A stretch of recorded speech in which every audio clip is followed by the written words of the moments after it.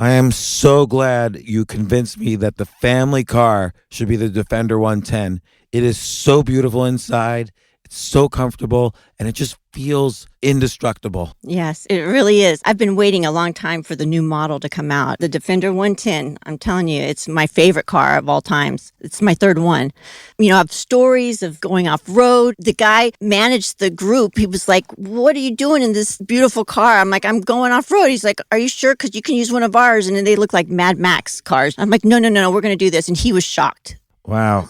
Well, it's great because the Defender has been reimagined for 21st century adventure, and its unparalleled off-road ability, as well as its robust interior, are invaluable whether you're headed towards uncharted territory or just a weekend of exploration. The Defender 110 tackles challenging surroundings with absolute confidence. The SUV conveys strength outside and in, featuring peerless technology like an intuitive driver display and an award-winning infotainment system. That's my favorite part, to keep you connected no matter where the journey takes you.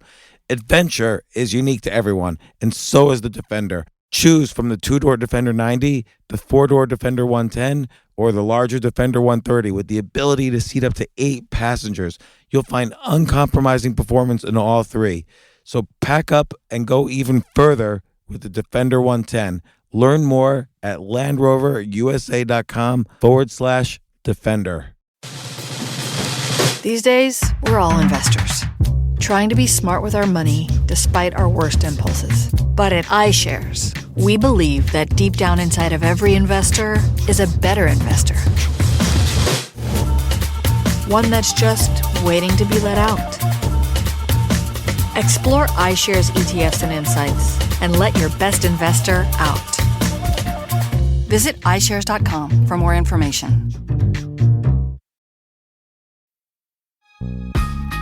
This isn't your average business podcast, and he's not your average host. This is the James Altucher Show. Today on the James Altucher Show. We released part 1 and part 2 on the same day. Part 1, David talked about the American experiment and what's the DNA of America. In part 2, we talk about not only what is in store for the future of America, but among many other things, why didn't David invest in Amazon?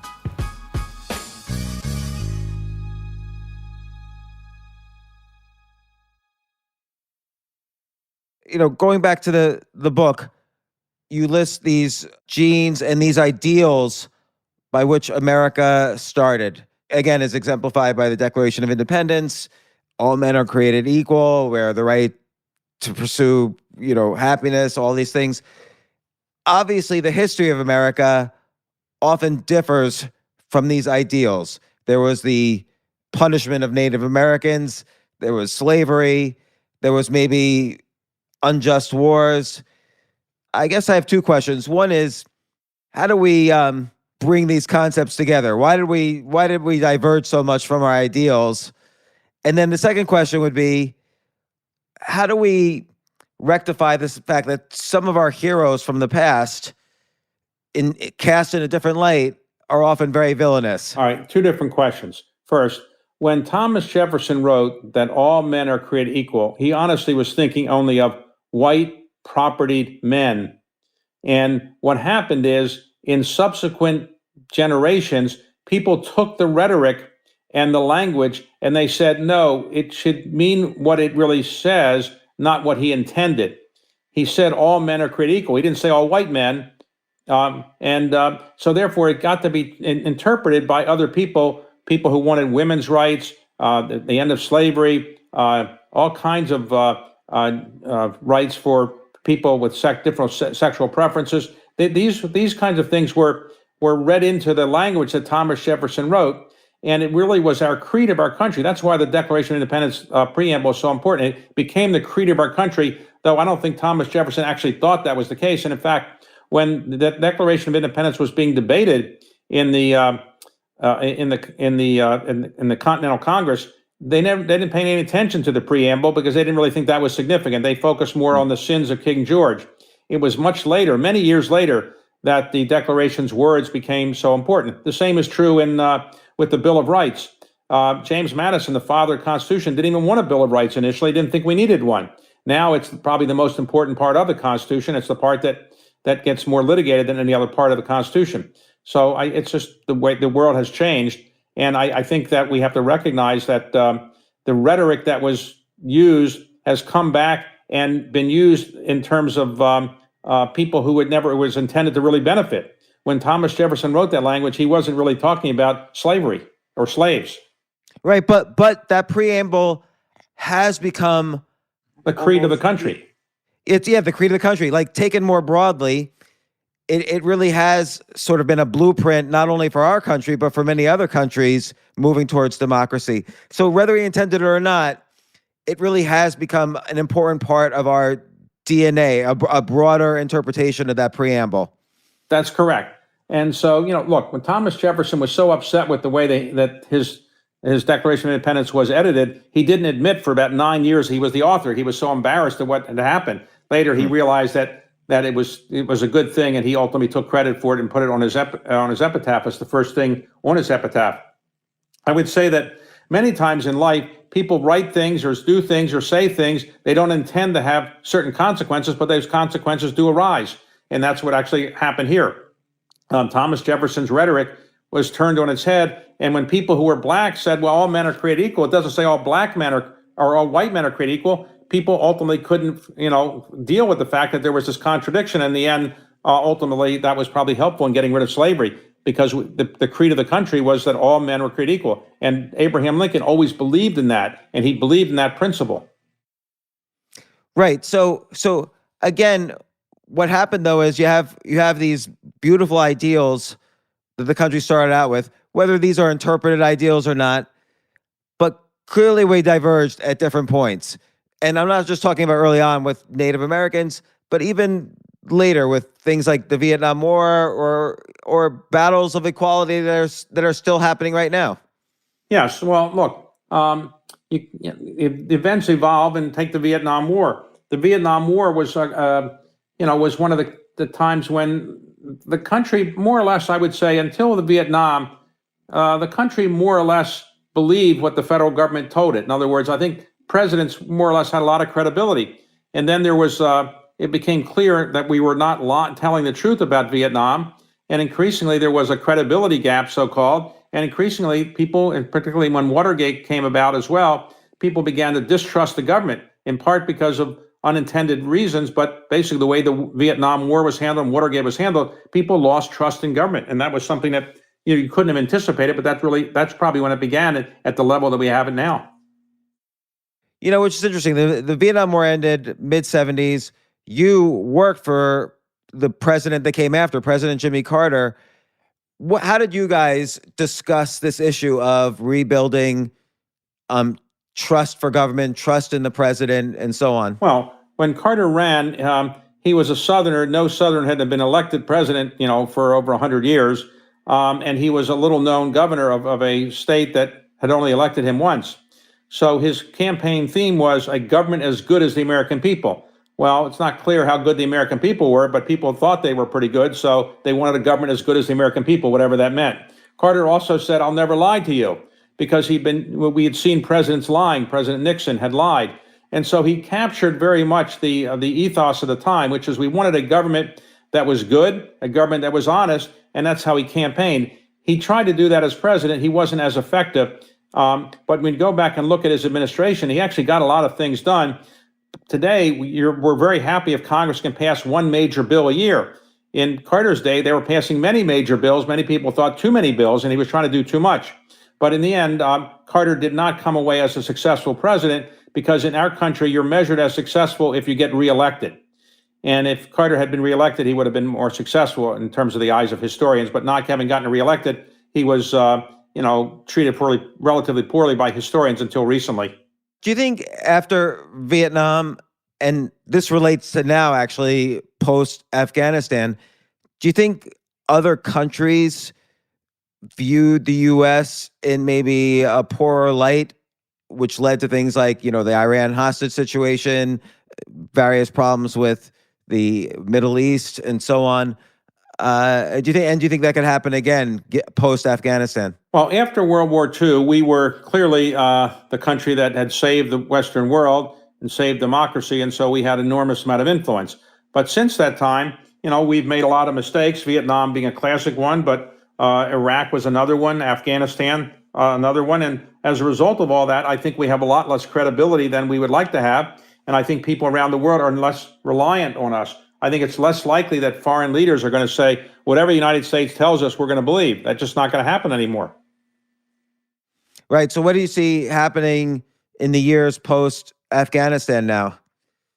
I think the biggest foreign policy challenge the president's trying to deal with is getting our allies to kind of work together and to have common views on climate change, common views on human rights, common views on how to deal with China. And he wants to get them unified before he actually sets out a policy that deals with China. But for the time being, clearly Afghanistan has cost the government of the United States some credibility around the world. It's going to take some while to patch that up, I think. Right. Now, and this is related, how do we look at the heroes of initial America and, given their flaws, try to, there's one school of thought that says, even George Washington was more villain than hero because he owned slaves, which we know is this, the worst thing possible. So again, how do we kind of combine these two strains of thought? When you went to grade school and I went to grade school, George Washington was put on a pedestal. Clearly, he was an incredible person. He won the Revolutionary War as a general with very limited resources, our first president, the presider of the Constitutional Convention. But he was a slave owner. And I think you have to look at these things in context. He wasn't a perfect person. No slave owner would be a perfect person. But I think if somebody is famous and his contributions are principally because they were a slave owner, that's one thing. If they did so many other things, you could say, well, they did own slaves. It was part of the times. It was not a good thing to do. In hindsight, I don't think you throw out all the good with the bad. But I do think we should look at history with a open eye. And I think it's as it's often said, nobody's a hero to their valet, which means when you get to know somebody up close, you see their faults. Some of our great American heroes had faults. And many of our presidents, our 6 out of our first 8 presidents were slave owners. So, they had some great features, but they obviously had some bad features too. Right. So maybe the concept even of a hero is mistaken. Well, I think people like to look up to somebody, sports figures or writers or performers. People like to have people that they can admire. It gives them something to strive for, and it makes them realize how wonderful the human achievement can be. But clearly, when you get to know a person very well, you see that any person has his or her faults. And as we examine these founding fathers up close, we can see that they were not perfect people, just as today, all the leaders we have are not perfect people either. We don't have slave owners, but clearly we have people that have, challenges as well. So it's just, that's what all of life is adjusting to the reality of realistic achievements and what's realistic. Everybody might have great ideals of what they want to do and believe should be done, but in the end, life is about adjusting to the reality of what really is possible. Yeah, and what really is possible is interesting because, again, part of the DNA you mentioned of America is capitalism and entrepreneurialism, but really that's underlined by innovation. Right. And America seems to be an originator of so much innovation. And I love your interview with David McCullough about the Wright brothers. Right. These are guys who are 2 bicycle shop owners with no money, essentially going up against the American government in this race to create the airplane. What was your fascination with the Wright brothers? I think of all the interviews in the book, that's one of my favorites because it's something I didn't know that much about. And David McCullough honestly didn't know that much about it either before he dug into it. But for those who haven't familiarized themselves with the story, The Wright brothers were just people who didn't go to college. They were smart people, but they hadn't gone to college. They had no engineering background. They decided to go to Kitty Hawk, of all places, because there was good wind there and privacy, and try to show that humans could fly and land safely. And many people laughed at them, and many people thought they were crazy. And even the American government didn't give them any money. They had to go to France to prove that their concept had worked. And that was where, that's where they really kind of became famous, because it was in France where they were showing how their plane could fly. Then they came back to the United States, and finally the U.S. government, more or less, and the American people embraced them. But the point you make is this, and I think America is a country that invented itself. Most countries been around for hundreds of thousands of years. We invented ourselves more or less in the early 1700s, and we've been reinventing ourselves as a country many times, but with the spirit of innovation. And you can do anything you put your mind to. That's part of what is a gene of our country. So the great innovations in this country that I describe in the book, the technological innovations, whether it's computers or smartphones or other things that we've invented in the United States or perfected, that's what makes so many people in the United States so happy about the future, that we have the ability to reinvent ourselves and to invent things that'll make life better. And many countries don't have that kind of spirit. In many countries, it'd be unlikely that in most countries in the world, you would find people inventing the kind of things that have been invented here. And why is it the United States invents more than any other place? Because we have such an entrepreneurial spirit, part of our genes. And we also have a kind of a government that is allowing people to do these kind of things without being a heavy hand on innovation.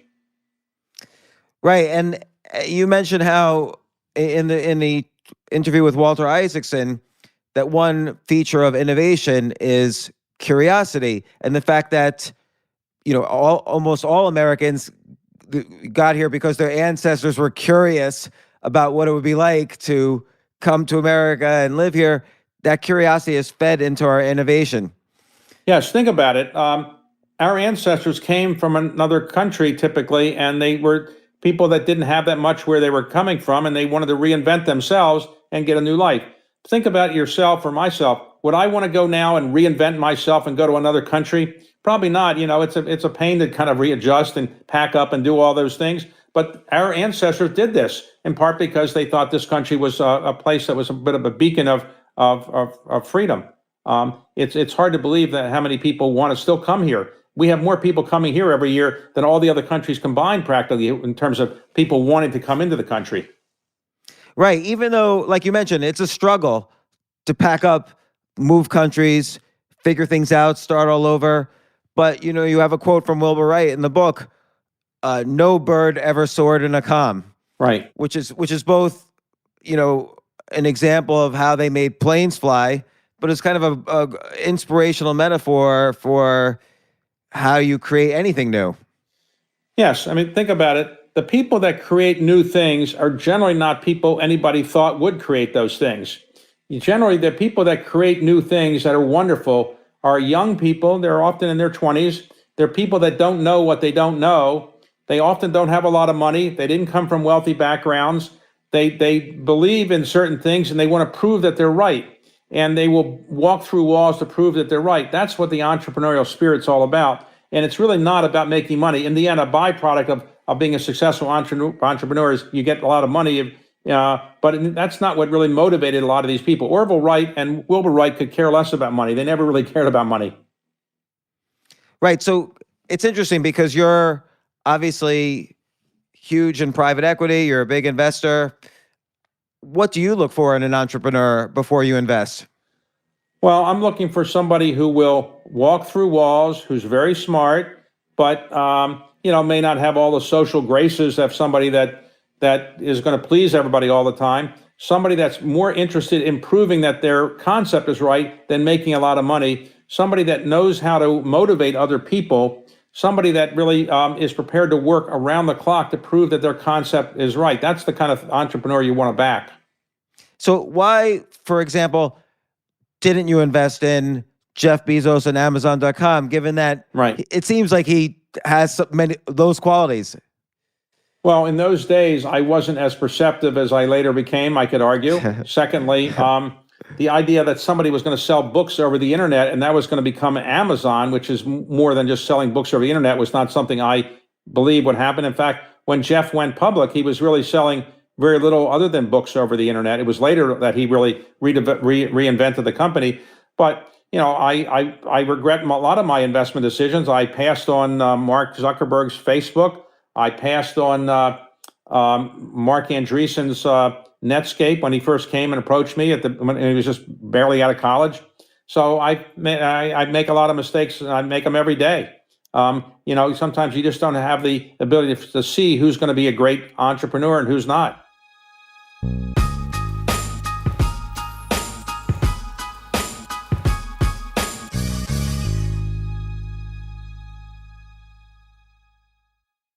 Oh my gosh, I love these clothes. Mizzen and Main, that's Mizzen and Main. It really is the most comfortable work clothes.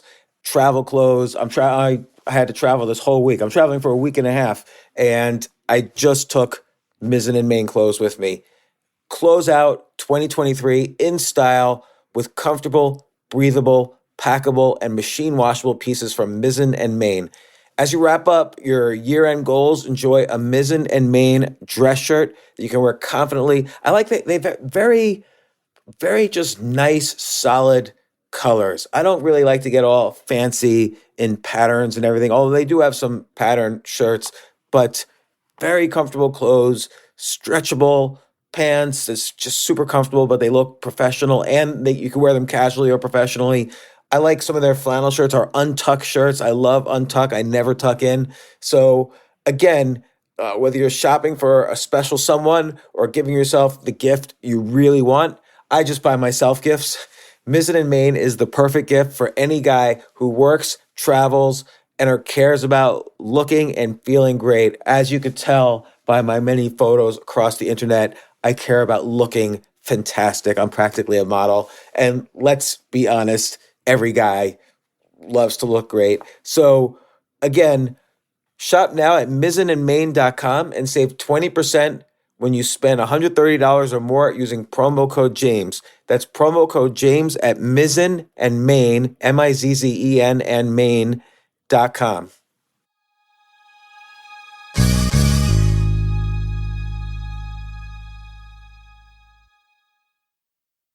You know what I love about fantasy sports is that even though I'm not going to be a great basketball player or a baseball player or a football player or whatever, I feel like I get to participate and make decisions and use my knowledge of these different leagues or these different sports to compete.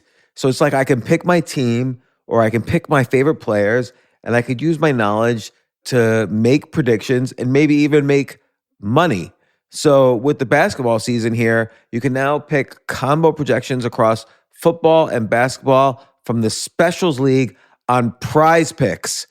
This is a league created specifically for combo projections that include two or more players from different sports or leagues. Want to play alongside some of Prize Picks' favorite players like rapper Meek Mill and comedian Andrew Schultz, who's also been a guest on this podcast, and I've been a guest on his? You can now find community plays under the promos tab of the app to view entries for some of the biggest names in the Prize Picks community each week. Look, Prize Picks even offers a reboot policy so that your entries stay in play even if one of your players gets injured.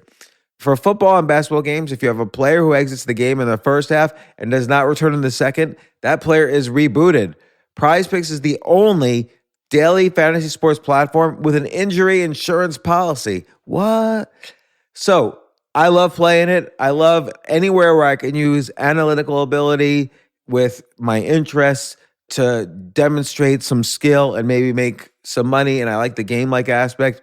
I do wish they had chess as a category on prizepicks.com, but I'll settle for what they've got. Maybe I should make my own fantasy chess league. But in any case, I love Prize Picks. Go to prizepicks.com/James.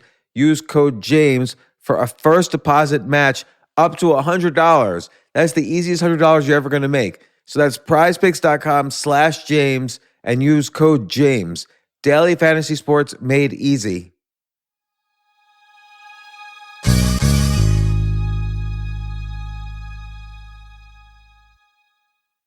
The future of learning is definitely online. Like, it's such BS that you have to spend $200,000 or take $200,000 in loans and go to some fancy school when it's useless. It doesn't guarantee you a job. Most employers, including me, do not care about degrees or grades or anything like that. We want to care that you love what you're doing, that you know what you're doing, in some cases that you have experience or that you're willing to learn. But people in general love learning and are curious. Like, the key to success is curiosity. And I think masterclass.com is the perfect model for online learning. I'm really happy they're sponsoring this episode. If you're going to give a gift, give the gift of learning. Masterclass makes a meaningful gift this season for you and anyone on your list, because both of you can learn from the best to become your best, from leadership to effective communication to cooking. Let me tell you some of the classes I've taken. I've taken comedy from Steve Martin. I mean, can you believe I can take a class from Steve Martin on comedy, or Judd Apatow, my favorite comedy director? I could take an actual class from him on writing. Wolfgang Puck on cooking. Dan Brown on writing, or Judy Bloom, who's been on this podcast, on writing. By the way, Wolfgang Puck also has been on this podcast. It's such a pleasure. I try to take classes all the time from masterclass.com. And whether you're watching Masterclass on TV or listening in audio mode in the app or on their site, the quality speaks for itself. It's like these Masterclass instructors are your own personal mentors that are going to help you reach the next level. How much would it cost to take one-on-one classes on comedy from Steve Martin or on chess from Gary Kasparov? You just wouldn't be able to do it. But it would cost hundreds of thousands of dollars. With a Masterclass annual membership, it's $10 a month. Memberships start at $120 a year for unlimited access to one-on-one classes with all 180 plus Masterclass instructors. So it's not just $120 for one instructor. You get all 180 plus Masterclass instructors. Boost your confidence and find practical takeaways you can apply to your life and at work. And if you own a business or are a team leader, use Masterclass to empower and create future-ready employees and leaders. That's the real education in today's world. So this holiday season, you can give one annual membership and get one free at masterclass.com/JAS. JAS, of course, stands for the James Altucher Show. So right now you can get two memberships for the price of one at masterclass.com/JAS. Masterclass.com/JAS. Offer terms apply.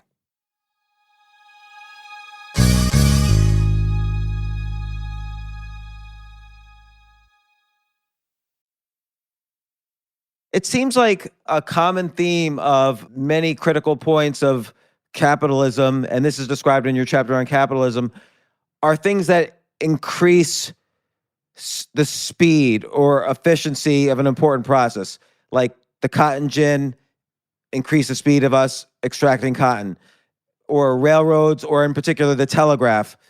The internet right. seems perfect in terms of increasing the speed of sending files, sending media, communicating. I'm surprised, or again, it's easy to say in hindsight, but the internet seemed like a natural in terms of being a big boost for innovation. Remember, the internet has only been in our lives for maybe 20 some years or so. It's hard to believe life existed without it. And remember, Al Gore, when he was a member of Congress, though he's been derided for this, the truth is he talked about an information superhighway. That was the phrase, an information superhighway. Later became the internet. The internet was set up largely to let academics communicate with each other. The impact it's now had has been obviously much more than anybody anticipated, and nobody anticipated. No one, even the inventor of the internet, didn't anticipate the way it would change the world for everybody. And there's other things that have no doubt come along that will do the same: virtual reality, quantum computing. New types of biotech investing and products are going to change the way we live and think. And just think about the Zoom that we're now on talking through. I never heard of Zoom until like 2 years ago, or when the pandemic came along. And now you believe you can't live without it. And there are other products that are come along like that. That's the way innovation is. And you're correct. Very often innovation is about making what you want to do happen cheaper, quicker, and easier than it would otherwise be. The internet obviously changed the way we dealt with COVID. We had this economic lockdown. People started using products like Zoom to do remote work, to communicate with each other. People went from shopping in local stores to relying on Amazon to get, all their goods and services even. So how much of the economic lockdown has now become a lifestyle for America instead of just a temporary thing? Like, are we going to be in a world now of remote work, of shopping at Amazon, and so on? Well, very often when you live through a historic event, you don't quite realize how historic it might be. When 9/11 occurred, we lived through it, but we didn't realize how it was going to change the geopolitics of the world the way it really did. When you live through this pandemic, you didn't realize that today, going forward, it's very unlikely that people are all going to go back to their office 5 days a week and work in their office. We probably have changed for the foreseeable future the way people work in their offices. They're probably not going to do it 5 days a week. And we also learned how to change the way we communicate with people. So this call we're now having, it's a call where I can see you and you can see me through some kind of Zoom device. But would it be as effective if it wasn't on a Zoom? Probably not. We had conference calls for a long time, but until we had Zoom, people didn't feel as comfortable doing these kind of things repeatedly the way we now do it. So, think about it. The Industrial Revolution changed the way we live and work over a 100-year period of time. And you could argue that the internet changed the way we live and work over a 25-year period of time, and smartphones maybe over a 7-year period of time. But in just 1.5 years, the pandemic has changed the way we live and work. And probably it's going to not go back to where it was before. Let's take our new dependence on Amazon. Amazon was already doing great, but now we really have abandoned the local store, the mom and pop store for Amazon. And we had to do it for a year, but it's now affecting the economy of every major city in the world because, Right. the velocity of money in those cities is decreasing because it's going to Seattle. There's always a new entrepreneur who comes along with a new idea. And in fact, like Jeff Bezos himself is starting new department stores, and maybe they will cannibalize his business. Who knows? But people will always find opportunities, and so there will be new ways for people to come up with new products and new services. In fact, if anything, Amazon and other companies like Microsoft and Apple and others have spawned so many other companies that spin off of those kind of services and companies. I don't think we lack for new opportunities and so forth. 25 years from today, people may say, what was Amazon? They don't know maybe it's a river somewhere. I want to ask about you. You've been involved in so many different things. Like, I love your interviews and these books, like the one we're talking about, The American Experiment. You've been involved in huge amounts of philanthropy. But running the Carlyle Group, you've been a really successful leader. Like, former presidents have worked or advised the Carlyle Group, including, the first Bush, John Major, the former Prime Minister of the UK. How do you personally motivate these people to work for your company? Well, you don't think it was my good looks and charm. Is that what you're saying? Well, I suspected that, but I feel I have my good looks and charm, and I wouldn't be able to do that. So there must be something else. Well, I had an idea, which was that people who served in government didn't have to only be making speeches or being lobbyists or using government connections. So the idea was for these prominent people, they were mostly draws for my investors. So if I had a conference and I said, well, David Rubenstein is going to speak, nobody would show up. Or at a dinner, I said, David Rubenstein to speak, nobody's going to show up. But if I had former presidents, former secretary of states, former prime ministers, people would show up to listen to them. And so that was, not a brilliant idea, but that was the idea we had. But the thing that made us grow was that we had a vision of building a global, multidisciplined private equity firm. Historically, private equity firms had only either done buyouts or venture capital or growth capital. We decided to combine everything in one shop and to globalize it and take our brand and make it a global brand that was obviously aided by having some prominent people in the firm. So it worked out. But in the end, if the track record wasn't good, all those other things wouldn't have worked. So I got lucky, and I was able to deal with some of these prominent people by, letting them do some of the things they wanted to do.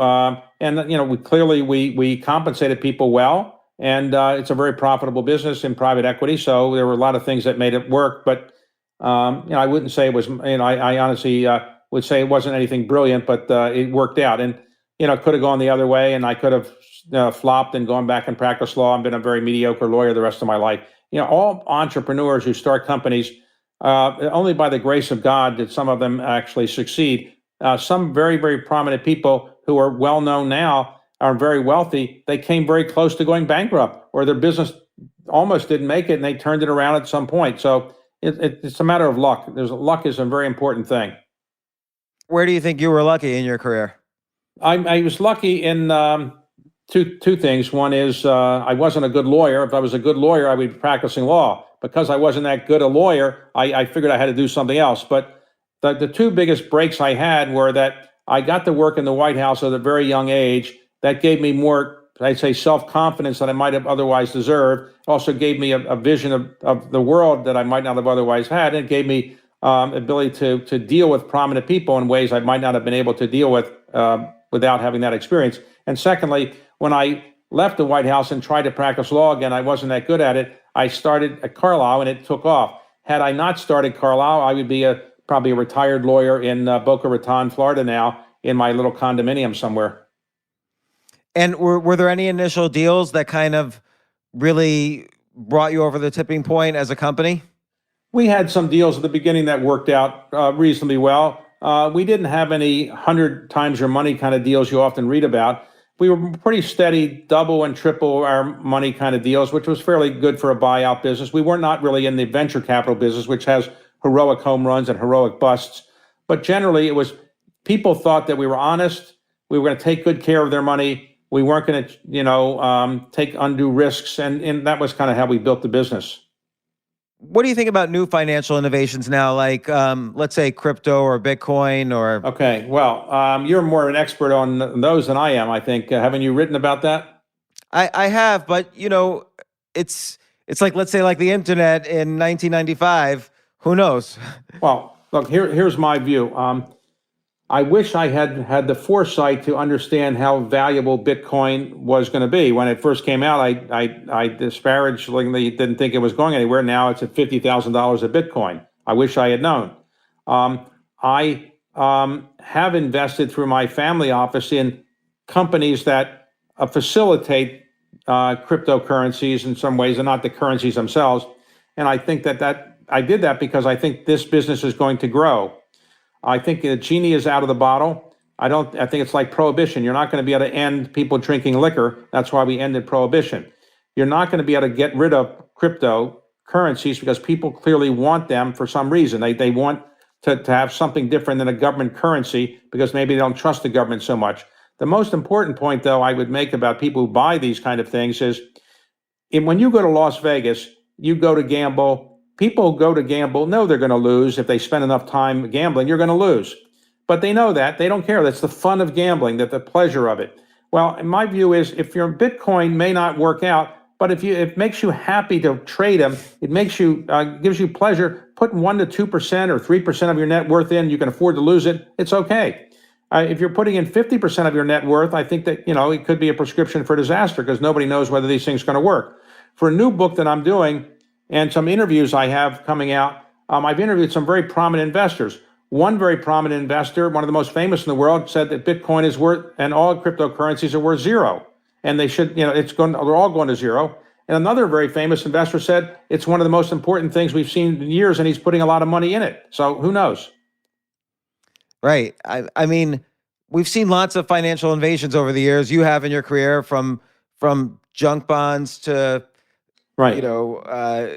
Now we have, I guess, different ways of IPOing with SPACs, and there's a lot more derivatives and vehicles to invest in. Perhaps, the one thing about crypto is it has this blockchain technology that has other uses. It's not just a currency. Right. But yeah, who knows?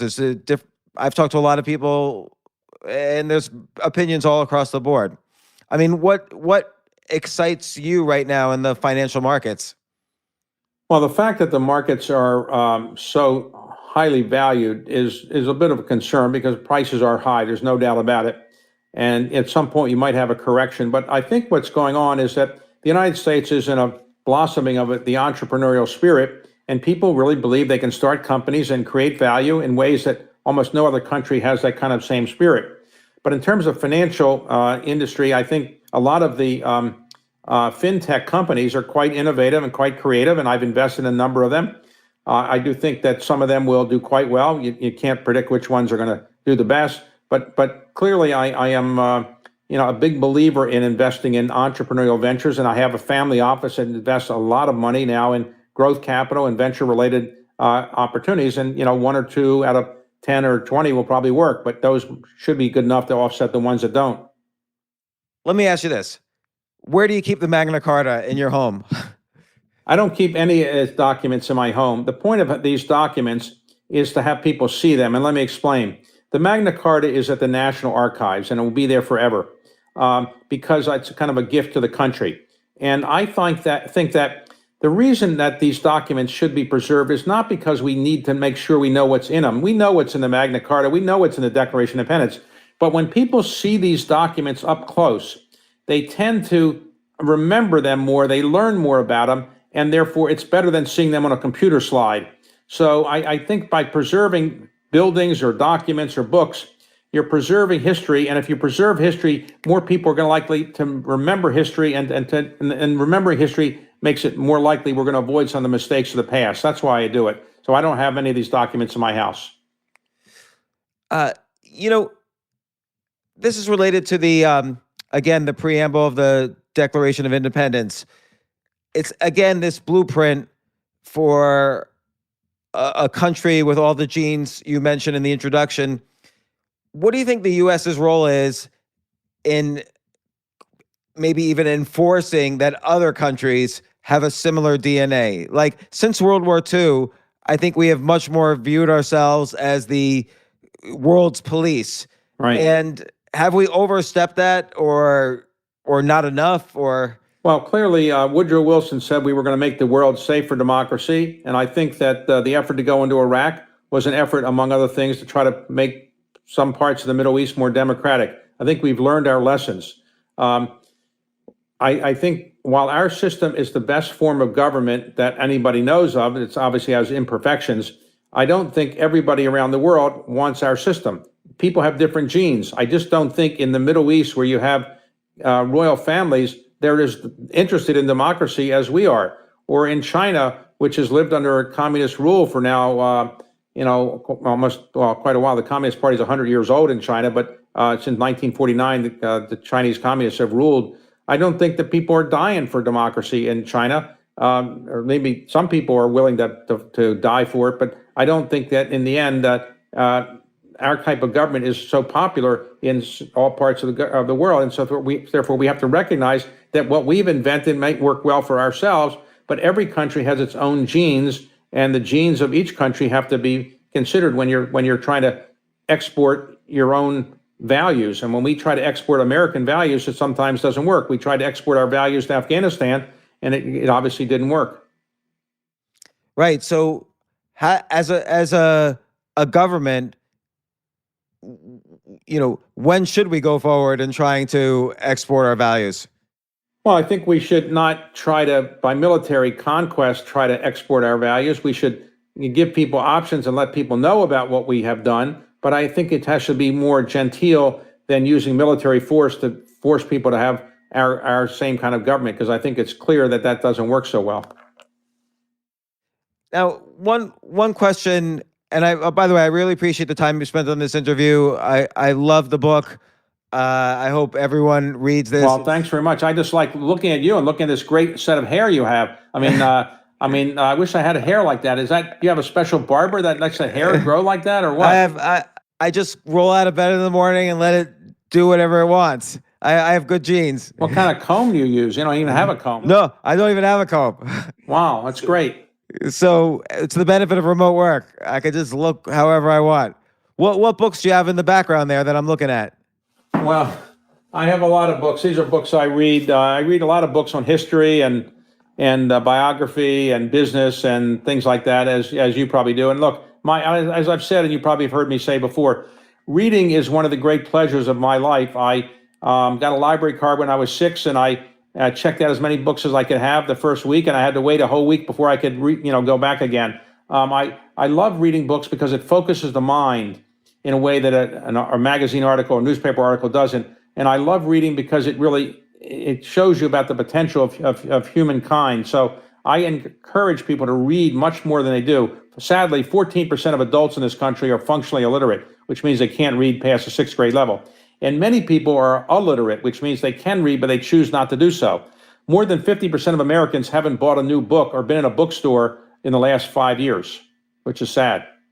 Yeah, I didn't know that. I didn't know those numbers. So, well, David, thank you so much for Thank you. appearing on the James Altucher Show, doing this interview. One final question. Given all you know, given all you've learned, if you went back in time 1,000 years, like to, let's hypothetically say 1,000 AD, what good would you be? Like, how would you take knowledge from now, and what would you do to change life back then? What could you invent? Well, we didn't have the interview back then. So we don't have interviews of Julius Caesar or Cleopatra. And so if we could interview them, we would know. I would ask Cleopatra, who was a better lover, Julius Caesar or Mark Antony? We'd like to know that answer. But I wish could have been back then and invented the interview back then and interviewed all these famous people. All right, that's a good service to provide for back then. All right. So, David, thanks so much, and I appreciate it. My pleasure.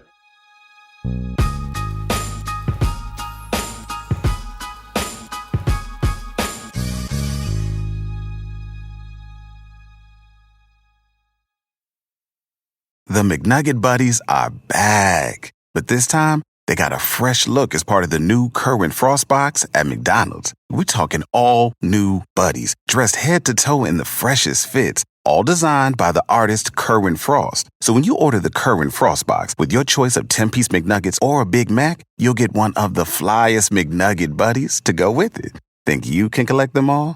Ba-da-ba-ba-ba. I'm loving it. At participating McDonald's for a limited time while supplies last.